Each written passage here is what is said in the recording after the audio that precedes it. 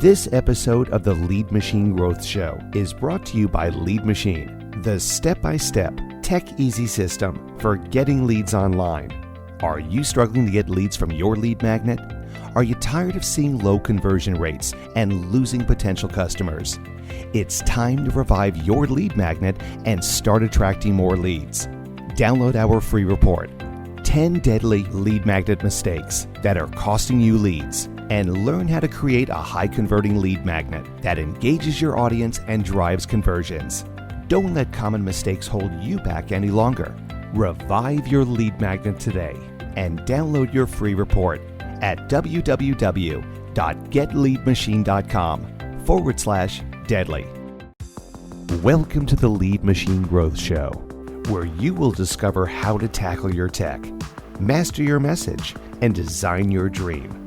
Paul Guyan, the mastermind behind the Lead Machine, introduces you to trailblazers who inspire you to implement life-changing solutions and systems you can model to nurture your leads and get your offers seen by your ideal clients who will invest in themselves and you. Be sure you visit our website at www.leadmachinegrowthshow.com. While you're there, subscribe to us via your favorite network. Now, tune in and get ready to transform your vision into reality.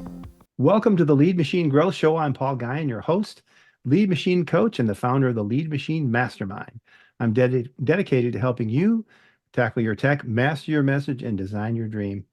Whether you're just starting out or looking to take your business to the next level, let's get this conversation started and turn your dreams into reality. Our guest today is Naresh Vissa. He's the founder and CEO of Krish Media and Marketing. Welcome, Naresh. Thanks for coming today. And it was funny how we got started. We had some cross purposes, and you show up, and I'm so glad to see you. Well, thanks, Paul, for having me on. Looking forward to the conversation. Yeah. So let's tell us a little bit about yourself and what Krish Media is all about. Well, like you said in the introduction, I'm the founder and CEO of Krish Media and Marketing. It's an online and digital marketing agency. Been in business for almost 12 years now. Started it when I was living up in Baltimore, Maryland. I'd have to go all the way back to how I even got started in the space and how I started that company and how it ties into leads and marketing growth. My background, I went to college to study to become a journalist. And this was pre-financial crisis. So my background was heavy media and publishing. This was before social media, before traditional media went online or converged with the online space. So I got the nitty-gritty experience working at radio stations, doing TV work, print, newspaper, magazine, journalism, etc. And then I happened to be in school during the financial crisis and post-financial crisis, undergrad and graduate. After getting some experience working for places like CNN, Clear Channel, I found another interest, which was finance. And I went to business school, worked on Wall Street for a short while as a financial analyst, then an equities analyst, and combined both my background in media with finance, worked at a financial publishing company, the largest one in the world, actually, also a large financial media company. They were all the same company, and financial marketing company. So they did marketing, media, and publishing. And that's where I got a ton of experience in technology and online and digital marketing, because my formal schooling was never in marketing. It was in finance, accounting, business management, journalism, public communications. So I learned so much there at that company. And that's why I say it's so important to get some real world business experience that can be really valuable. There can be bad business experience where you learn nothing, but there can be good business experience like what I got, which gave me the confidence that I could leave my full-time job and start my own business. Now, what I did was I started a side hustle. So I wouldn't even call it a business. I started a side hustle while I was working full-time, even while I was in school, and I continued with this side hustle. So by the time I left my full-time job, it's like I gave myself a 20% raise because I had this side hustle. Mhm. to pursue or fall back on. That was in 2013. My first clients were in the neighborhood, competitors to the company I was working at. So I didn't have a non-compete per se. They became my first clients. And then about a year and a half after that, I moved down to Tampa, Florida, where I've been for the last 9.5 years running Krish Media and marketing. We are a full service online and digital marketing agency doing anything and everything online and digital, from search engine optimization and web development to design work and decks, really any type of design work, um, pay per click, reputation management, social media, you name it. We do almost everything that's currently popular in the online and digital space. Wow, that's quite a background. I like the fact that you had that journalism angle. So you're really into content, and that probably really helps with communications and Absolutely. Yeah, and getting the message right. my background in finance helped me because my first clients were all in the financial industry. So we're Wow. talking banks, brokerages, hedge funds, broker dealers, financial media companies, financial publishing companies. And 10 years later, or sorry, 12 years later, even within finance, I've niched down into the real estate vertical. So I would Ah, say about 80% of our business comes from real estate clients or real estate business. That was not the case when we got started. It was just general finance, but it just happened that way coincidentally, pivoted coincidentally to focus on real estate marketing. wow, and that's really one of my clients is a former client. His father owns a real estate company. They're the number one uh, residential realtor in northern Michigan, and his and of course I started working with him just before COVID hit, and that was a Yeah. really strange time. But there was a lot of opportunity too. It just things would it would just go so quickly. And then there was just it was dead for a while, and then things after that they picked up and just got really crazy. Well, look, we'll talk really quickly about real estate. I know the show's not about real estate. I Yeah, do believe that you were preparing to talk about real estate. So let's talk a yeah, little bit about it because I'm yeah. also a real estate investor myself through Krish Media and Marketing, my digital marketing agency, through my clients doing the back end marketing and tech work. That's how I was introduced to real estate industry. Despite my degrees, I never learned anything about real estate investing. And most people with MBAs, they just own a home to live in. They don't actually invest in real estate unless they go into it full time. Yeah. So when I was doing that back end work, I stumbled upon real estate investing and I was like, this seems pretty easy. And I bought my first property in 2017 and that went well. After a year, I said, all right, let's go to number two. That went even smoother. And then a year after that, I scaled up. I went from two to eight in a matter of 1 year. So, of course, I had to save up for all these down payments on the properties, but this was all pre pandemic. About eight properties. They're now up at least 50% each one of the properties Yeah. since purchasing them. And because I got that experience investing and I think I'm a pretty good investor. I like investing and I like real estate and I was able to converge again or merge again the real estate side with the marketing side. So I'm an investor myself. I'm just not a real estate marketer. I do more than that, and I help coach people invest as well. And I help clients grow their real estate businesses by either selling their properties through digital marketing or you're the Lead Machine Growth Show. I help my clients generate leads or I generate leads for them and refer those leads to them to hopefully sell properties. Right. Right. Well, let's go back to you had the side hustle, and a lot of folks that I know, clients I've worked with, uh, either are working and they have a side hustle, or they've just gotten out of they're in retirement, and this is their second act. Um, there are a lot of misconceptions about the journey to success and entrepreneurship. What are some of the myths that you've encountered and in your entrepreneurial career that you've debunked or that you've overcome? Yeah, well, there are a lot of myths out there, and I think one of Yeah. the big ones is that uh, you have to only focus, and this is what corporate employers are notorious for. You have to focus on the one job at hand or the one task at hand. Yeah. That's if you see some of the great entrepreneurs out there, from Elon Musk to Mark Zuckerberg to even Donald Trump and others, Jeff Bezos. they didn't do Jeff Bezos. They didn't do one thing. In fact, they did. They may have done 100 things, at least 100 things. We just know about a few of them. So with Elon Yeah. Musk, we just know about Tesla, but recently he took over X about what 2 years ago or so, Hmm. which used to be Twitter, and then SpaceX is another venture that he's working on, and there are many others that he's worked on. Of course, he was one of the original founders of PayPal too. PayPal. Yeah.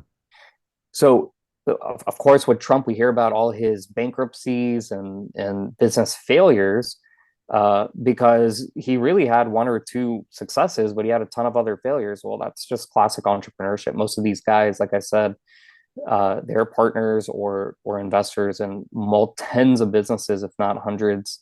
And we, the public, only hear about a handful of them. Bezos, like you brought up, he founded Amazon. He ended up buying the Washington Post. He's not the publisher, but he's still the main partner in the Washington Post. So the point here is, when it comes to side hustles, if you're interested in entrepreneurship, my advice is get that full-time job first. So this is to the younger people. And Yeah. if you're older and have that full-time job already, start that side hustle on the side. Don't quit your full-time job Yeah. to pursue the side. You must do it on the side. And now it's easier than ever because work from home jobs have skyrocketed during the pandemic and post-pandemic.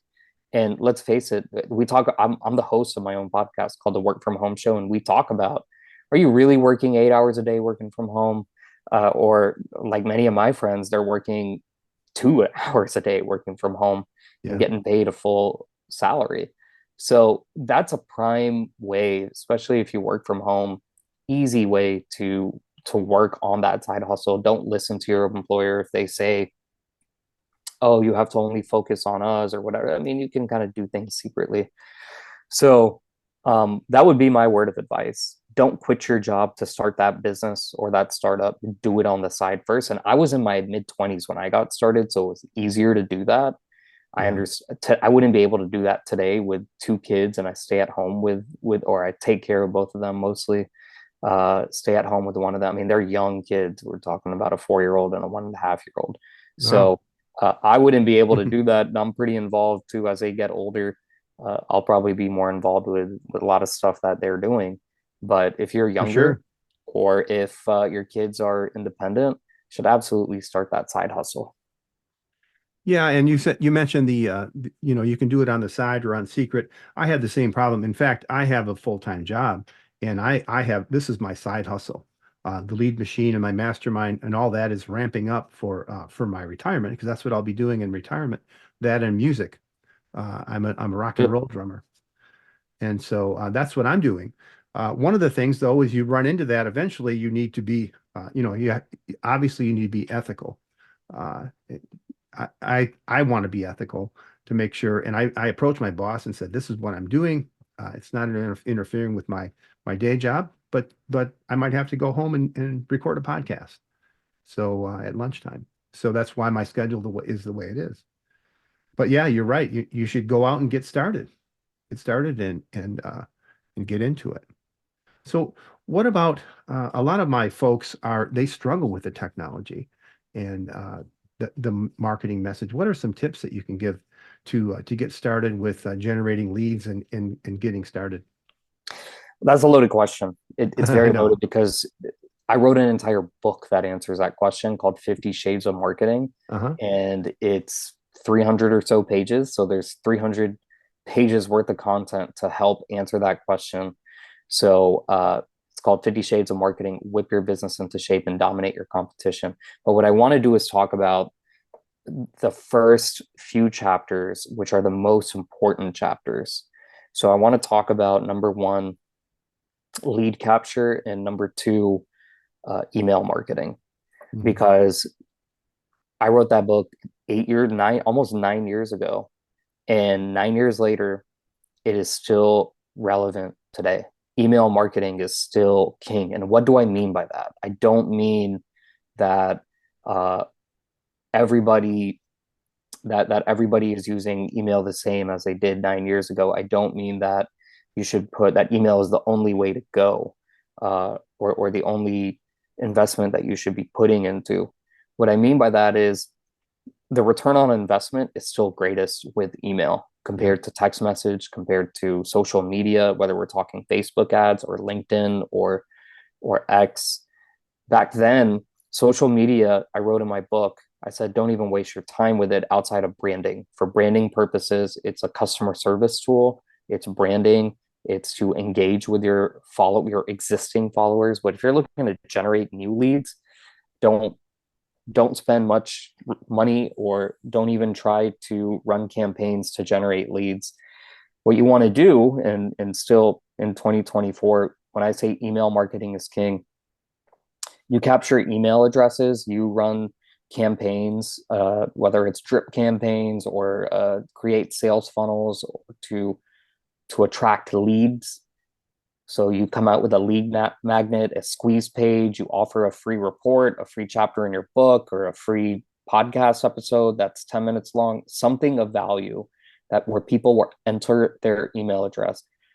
Email, even in our real estate marketing that we do, email is still king. And we blast out an email to promote a property and it's sold within 24 hours.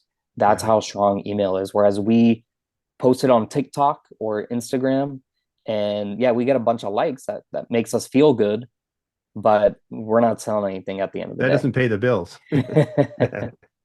Yeah, I agree, and I teach the same thing. The other thing to layer on top of what you just said is that that email list is your asset. It's your media. You control it. Exactly. It's yours. It's your property. Your followers on Facebook and on LinkedIn, they don't belong to you. They belong to the platform that you're on. And so they can change their mind anytime and you could lose them all. So you need to be driving them to your email list and then nurturing them, communicating with them, giving them an offers and so on. Well, you bring up an excellent point, which I bring up in my book, and that is that email list is your asset. Nobody can take it away from you. Yeah. Nobody can take that away from you. And so let's say, for example, you wanted to sell your business and somebody says, well, what are your assets? That email list is going to become your most valuable asset. And there's so many clients who we work with, they don't have an email list. And I tell them, I Yeah. say, well, what do you think your business is worth? Show me a spreadsheet of numbers. And they don't know because they have to make up stuff based on their social media followers. And well, how much did what's the value of each of these followers? How do I know they're not fake? Which of these, if we slice the numbers, which of them are actual buyers? Whereas with email lists, you can slice and dice and export from iContact or Constant Contact or MailChimp or whatever email service provider you use. You can slice and dice, find the buyers, and you can connect with them just with the stroke of a button. You can connect with them. That is extremely powerful. And I remember 10 years ago, people were saying email is going to die and text message is the future. Text message has its role. It Yeah. absolutely does has its role, It's just like great for social reminding. media. Yep, just like social media has its Yeah. role. But email, in my experience, is still king. Totally. And the other thing about email is that not only a lot of entrepreneurs are interested in that top of funnel, getting the new leads, I need to get new clients. I need to get new clients. But the reality is that you're sitting on a gold mine. If you have a list of 10,000 customers or 1,000 customers, you can get them to buy again and again and again.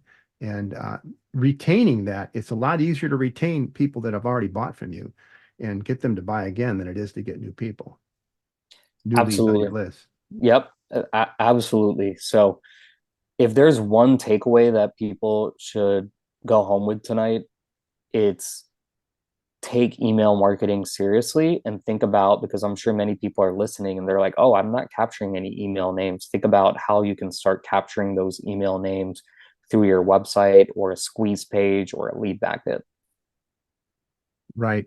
And since we're talking about email, what about once they're on your list? What are some of the tips that you have or strategies you have for keeping them engaged and feeding them is what I call it. Feed them. Yeah, well, you don't want your list to get stale. That's you don't want to just collect a bunch of names and then never reach out to your list. And Yeah. because people are going to forget what they even, you send something out, they're going to be like, what is this list? When did I sign up for it? So you want to provide value, whether it's a funnel or a drip campaign of actual content that is interesting for them. Why did they sign up in the first place? If they signed up because they downloaded a free report on how to generate quality leads for their business, then the content should be relevant to that. You also don't want to just throw a bunch of sales emails at them where every Yeah. message they get is buy this, buy that, look at this amazing property.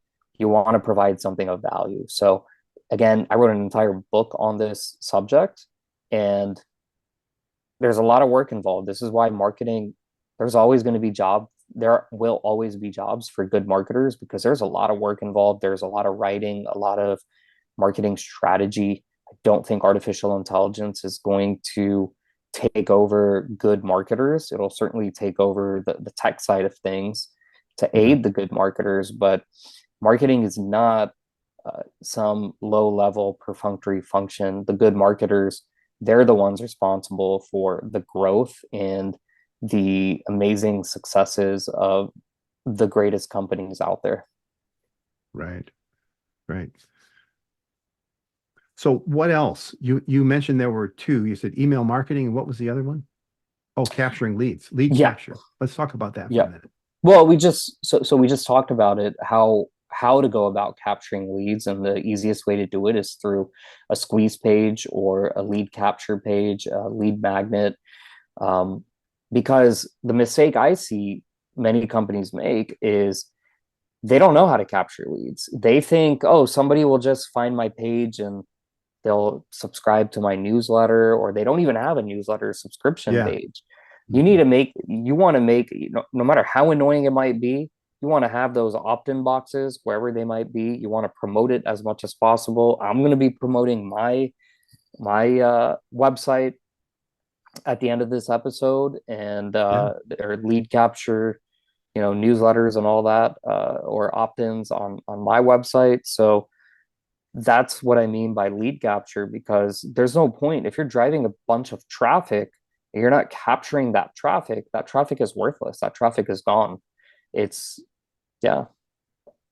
Yeah. And you mentioned drip campaigns and having a plan in advance so that you know what's going to happen next. Once you get that email address, then you need to have something that automatically triggers. You've got the lead magnet that it gets delivered, and then they get into a long-term drip campaign, your newsletter or whatever it is, so that you educate them, you entertain them, you motivate them, and you get them to take action, right? Yep, that's the point of Yeah, drip campaigns. And yeah, going back to the lead magnet, imagine if you're a store and you sell widgets and you have people who drive by your store and they look at it. And even better, you have people who come down, park their cars, walk into the store, they come check out let's say you sell furniture, they come to check out the furniture that you sell. And then imagine that none of these people end up buying. They come in, they look at everything, and then they just leave. They don't end up buying. That's what it's like to have a bunch of traffic coming onto your page and then not capturing that traffic. It's right, gone. It's gone forever.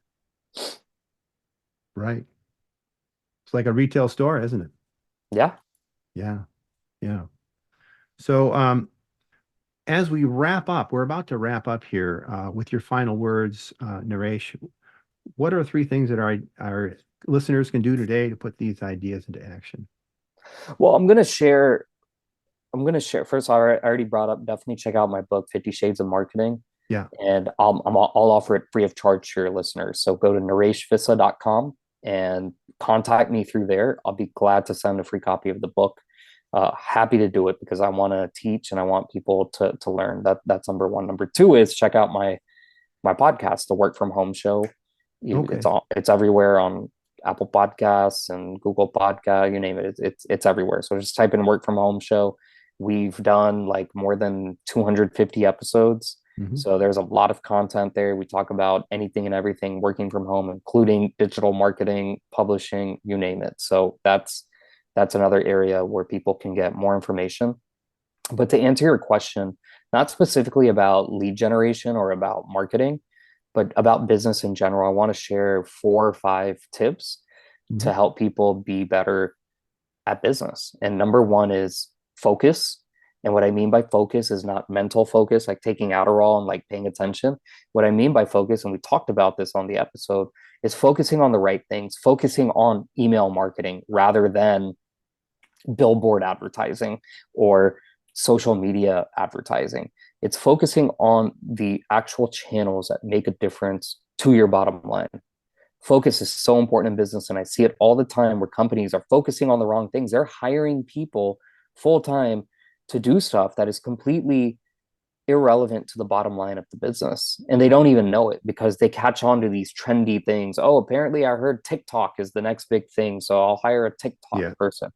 Mhm. So you have to focus. That's what I mean by focus. Focus on what's most important to your revenue generation. And you'll generally see that 70% of your revenue, at least 70% of revenue, is coming from one channel or one client, or that's what you want to focus on. Number two is leverage. And leverage has more to do with entrepreneurship and with negotiation. You want to build up your brand, you want to build up yourself to the point that you hold leverage over your time, leverage over how much you're paid. So you need to make yourself valuable, or you need to make your company valuable. Mhm. Apple holds a lot of leverage because Apple is an incredibly powerful company that came out with a unique device, many different unique devices that change the world. So build up that leverage. And I'm helping explain how to build up that leverage through this interview, sharing different strategies and growing the business. Number three is value creation. And this ties into leverage as well, because if you can create value or provide value, you're always going to have a job. And if you're a business that provides value, you're always going to have customers, always. So ask yourself, if you're starting a business, is this of value to anybody or to anything? And if you can't answer with a yes, you probably don't have a business. Yeah. Number four, so it's focus, leverage, value creation. And number four is skills. Skills are today's currency. This has more to do, I touched on artificial intelligence a little earlier. I touched on good marketers. Skills have more to do with the person. And as a company, when you're hiring people, you want to hire people with actual skills. I don't consider certain things like project management to be actually those. I think those jobs are going to get replaced as artificial intelligence moves forward. But if you could have a good project manager who is skilled at a lot of different things, then yes, that's a good project manager. If you have somebody who knows how to code, that's a skill. If someone who is a good writer, that is a skill. A good speaker, that is a skill. Who is even a good reader and can read copious amounts and synthesize it, that's a skill. Who can crunch numbers, these are all skills. So you want to build up your skill set. And as an employer, you want to hire people with skills. And I see this all the time where there are open positions and companies will just fill it without even testing the applicant, what their skills are, testing them on their acuity of certain skill sets. So skills are today's currency. If you have skills, you'll be able to provide the value, which in turn will build up your leverage, and you'll always have a job. And you could, if you don't want a job, you can use all these skills to essentially start and run a business. Awesome. Wow. That's more than I asked for. Thank you. So again, you can contact him, Naresh at www.nareshvissa.com. And then you can contact him through that, and you can ask him for a copy of his book and 50 Shades of Marketing, right? That's correct. Yeah, awesome. And there'll be other contact information you can connect with him on the show notes page. And I think we're about done here. Thank you so much for coming again. And remember, faith and action go hand in hand. So put the pedal to the metal. And until next time on the Lead Machine Growth Show, I'm Paul Guyon. And Naresh, thank you so much again. Thank you. It's been a pleasure. Thank you for tuning in to the Lead Machine Growth Show with Paul Guyon, where we show you how to tackle your tech, master your message, and design your dream so that you can transform your vision into reality. Remember to visit our website at www.leadmachinegrowthshow.com and enjoy even more great episodes like this one. Again, while you're here, subscribe to us via your favorite network. We look forward to seeing you next time on the Lead Machine Growth Show.